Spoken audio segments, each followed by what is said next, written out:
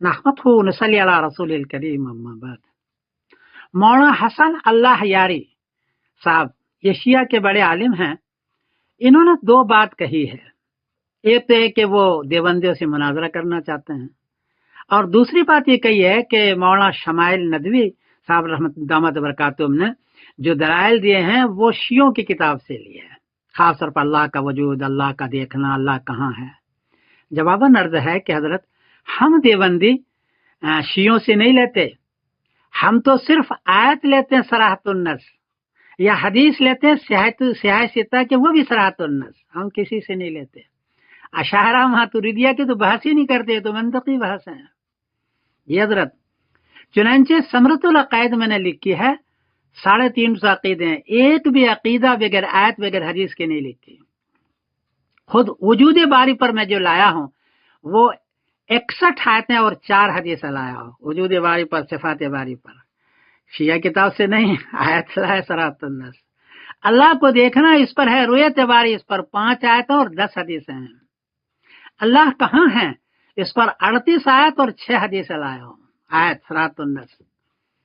البتہ اللہ کہاں ہے، الرحمن علی العرش استویٰ، اس پر ہمارا موقف یہ ہے کہ اس کا معنی معلوم ہے لیکن کیفیت مجہول ہے، اور ایمان اس پر واجب ہے۔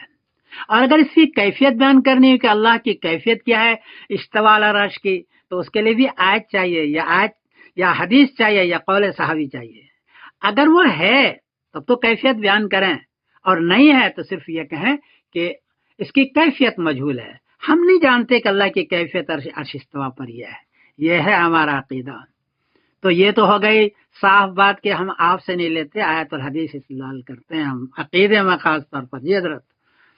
اور مناظرہ کرنا ہو تو ہم یہ منطقی عبارت نہیں لائیے گا، آپ آیت لائیے کسی بھی عقیدے کے بارے میں صراحت النص، جی، اور اس کا ترجمہ آپ شیعوں والا نہیں کیجیے گا، سنیوں والا کیجیے گا تفسیر ابن عباس سے، یا حدیث لائیے سیاہ ستہ کی، تو پھر ہم مناظرہ کریں گے اور دیکھیں گے۔ واقعی در در کی بحثیں، اس سے تو نفرتیں پھیلتی ہے، مناظرے کا واقع نہیں، یہ امت کے جو نفرتیں پھیلتے ہیں، غیر مسلم جو ہے ہنستے ہیں۔ میں نے ثمرۃ العقائد لکھی 350 عقیدے ہیں، ایک بھی عقیدہ بغیر آیت حدیث کے نہیں لکھی حضرت، اور پوری ہدایت پر حدیث سیٹ کی ہے، پوری قدوری پر حدیث سے کہ صرف 12 کتاب سے۔ یہ ہماری دیوبندیوں کی بلندی ہے، بہرحال کوئی غلطی ہو تو معاف کرنا۔